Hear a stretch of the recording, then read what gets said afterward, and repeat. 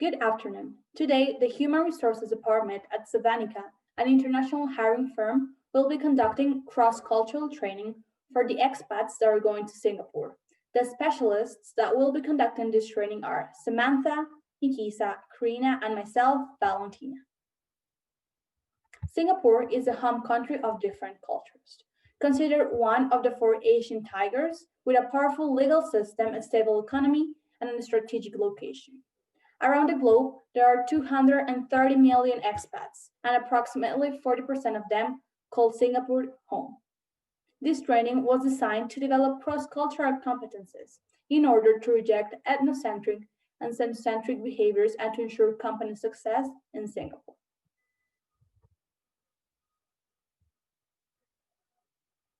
Singapore, located south of the Malay Peninsula, is composed of the main island and 63 additional islands, most of which are uninhabited. And although it is considered one of the smallest countries in the world, it is the home of 5,800,000 people with diverse cultural backgrounds. In order to successfully adapt to a new country and conduct business, it is important to learn about its culture and history. Singapore is a collectivistic society where in groups like families, clans, and organizations look after each other as a proof of loyalty. Their society is ruled by Confucian principles, where the family is the prototype of all social organizations, and the nation goes before community and society above self. This contrasts with the Western culture, that it's individualistic and their only concern is for themselves and the closest in group. Religion is one important cultural determinant. The Singaporean society is often referred to as a large melting pot of cultures as a result of the wide range of diversity present. 70% of Singaporeans consider religion as a vital part of quotidian life. Singapore retains 10 main religions, where Buddhism, Hinduism, Islam, and Christianity have the most members. In Singapore, there is a strong correlation between religion and ethnicity, as most citizens' faiths are dependent upon cultural background. Now, I will be passing it on to Nikisa.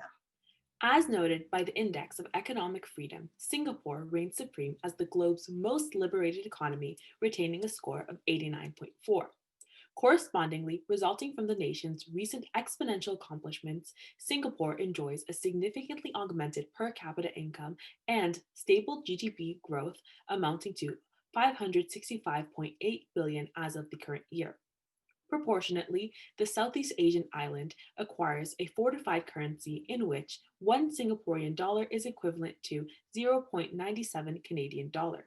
Subsequent to the region's affluent economy, living expenses are relatively high in Singapore, as highlighted by the Canadian 1,260.84 monthly costs for singles, excluding rental expenses, coupled with a monthly valuation of Canadian 4,586.62 for a household of four. Comparatively, inhabiting in Singapore is around 26.24% higher than in Montreal. The following chart illustrates some key costs in Canadian dollars, such as the costs of a one-bedroom and three-bedroom apartment in the city center, the average cost of a McDonald's meal, the average cost of a foreign beer in a local pub or bar, the price for a loaf of bread, alongside the price for one pair of jeans of Levi's 501 or similar quality.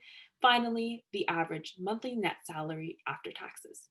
Now moving along to the concept of time. Similar to most Asian cultures, the Singaporean society views the concept of time as cyclical.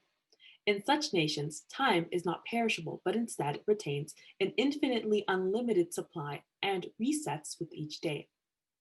As a result, in regards to business ventures and negotiations, Singaporeans prefer establishing an in-depth interpersonal relationship prior to closing deals. Furthermore, foreign nationals must also acknowledge the pivotal role punctuality plays within Singaporean society. In the South Asian island, punctuality is considered customary and therefore is presumed of others. Moreover, promptitude is considered as a sign of respect within the nation. Henceforth, it is deemed as good practice to ring in advance, preferably 15 minutes if one anticipates a late arrival. Not phoning to notify of the situation is impolite, and your Singaporean counterparts will consider one as untrustworthy and disrespectful. Subsequently, some important time considerations are the 13-hour time difference from Canada, the standard 8:30 to 17:30 office hours from Monday to Friday, the typical 9 to 16 bank operating hours from Monday to Friday, as well as the 2-day weekend starting on Saturdays and ending on Sundays. Now, I will be passing it along to Karina. Owing to the nation's rich diversity, Singapore preserves 4 official languages encompassing Malay, Mandarin, Tamil, and English. In terms of verbal interaction, Singaporeans stray away from negative responses to proposals notwithstanding personal opinions in order to preserve face. Similarly, an affirmative response does not necessarily imply that the communicator agrees with one's opinion, translating into one acknowledgement and understanding of the discussed topic. Similar to all countries, Singapore has its own set of nonverbal communicators. Essential to learning when you are visiting or living there, Singaporeans are group-oriented people. Individuals combine facial expressions, tone of voice, posture, and are common to nod during interactions. Likewise, it is unusual for residents to obtain physical affection from strangers and retain physical touch such as hand-holding and hugging, unless from a close friend. In addition, eye contact can demonstrate alertness or confidence, but it may not always be the case in Singapore. You must be aware that particularly Muslim Malays and some Hindus avoid eye contact with high status individuals as it can be seen as impolite. Lastly, silence is very important. It represents politeness and respect and is common for an individual to pause before answering during interactions, as it signifies that the person has given thought about the subject or question before stating an opinion. As for gestures, little things such as pointing with an index finger or touching someone's head, even a young child, are considered rude and disrespectful, and you should avoid it at all times. If needed to get someone's attention, the most appropriate way would be to raise your hand. Likewise, feet are considered the most unclean part of someone's body, and it would be considered disrespectful to use your feet to point at someone. Furthermore, greetings vary from ethnic group, age, and gender, and you must be aware of who you are greeting. The younger youth have adopted to greet others in the typical Westerner way. However, this is not the case for older generation or traditional Singaporeans. A typical Singaporean handshake is exceptionally light and lasts longer than most Western handshakes. Gender and ethnic origin play a considerable role when it comes to greeting one another. Specifically, individuals of Malay or Indian descent prefer not to shake hands with the opposite gender. Moreover, respect is crucial and is common for the most elderly or the person with the most status to be presented first. As it is important to learn about a country's culture, it is equally important to learn about what to avoid doing in order to avoid disrespecting anyone or embarrassing yourself. In terms of face, it is best to avoid criticizing someone, stating evasive compliments, or even pointing out mistakes, as it leads to individuals losing reputation. Likewise, Singapore has many rules that are just expected to be followed by society. For instance, taking off footwear when entering a house is a common courtesy, but especially when going into temples or mosques. Smoking is prohibited in most public areas, with the only exception being to ask someone if smoking is allowed. As it is common for most foreigners in Western countries to tip, it is not necessary for Singapore as it can be frowned upon. The proper courtesy would simply be to thank the waiter and leave. Finally, opposing to Westerner societies, everything is kept to the left. For example, when on an escalator, it is important to stay on the left-hand side. In regards to meetings, Singaporean negotiations tend to be quite lengthy, spanning across a few days if necessary. When you arrive at a meeting, don't jump straight into business. Make small talk with your acquaintances and even ask a few personal questions. Singaporeans love when someone does this, as it shows that they aren't only interested on a business level, but also a personal level.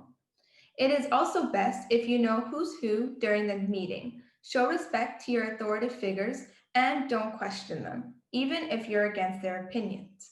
More information on H hierarchy will be discussed later on. Most importantly, use indirect communication approaches when disregarding or correcting remarks while in Singapore.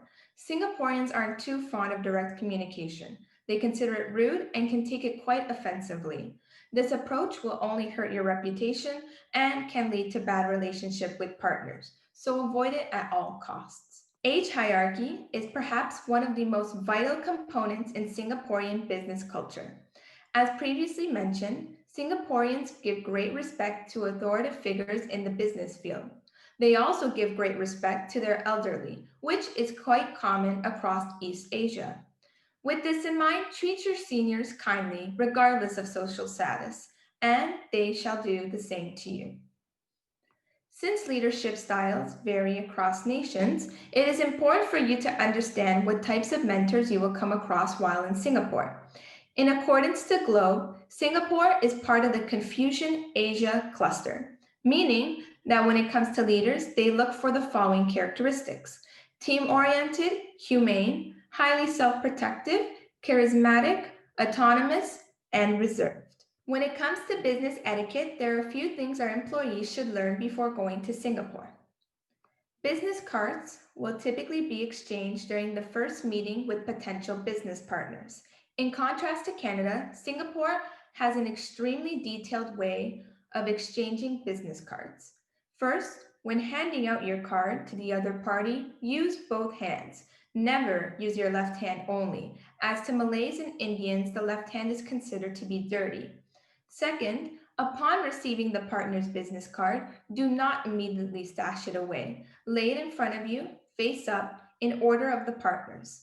Also, never write on the card, as it is seen as very untrusting to Singaporeans. Once the meeting is over, then you are allowed to stash away your card in your pocket and everything will be okay. For appearances, Singaporeans have a preference towards simple, traditional, and natural business looks. For women, keep your attire conservative, your makeup minimal, and your hair neatly kept. For men, you can sport a classic business suit with your hair combed back. If you follow these steps, we guarantee that you will make a fantastic first impression on your Singaporean colleagues. And now I'll pass it on to Nikisha, who will wrap up our presentation. Thank you, Samantha. In conclusion, the once deserted southeastern island has flourished into one of Asia's most culturally rich countries of modern times. Singapore is often referred to as a cross-cultural business hub where expatriates across the globe interconnect in a professional setting. Given the importance of Singapore in the global economy, it is the duty of international occupational agencies such as SAVANIKA to provide crucial cross-cultural competency training in order to ensure success in both home and host countries.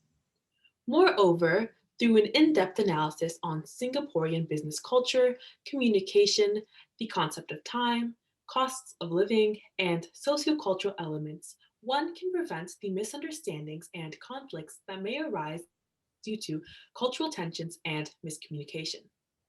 Therefore, the ascertaining of cultural diplomacy is a vital component in today's global village. So, with all factors considered, would you move to Singapore? Si al muerto. Vamos para Singapur.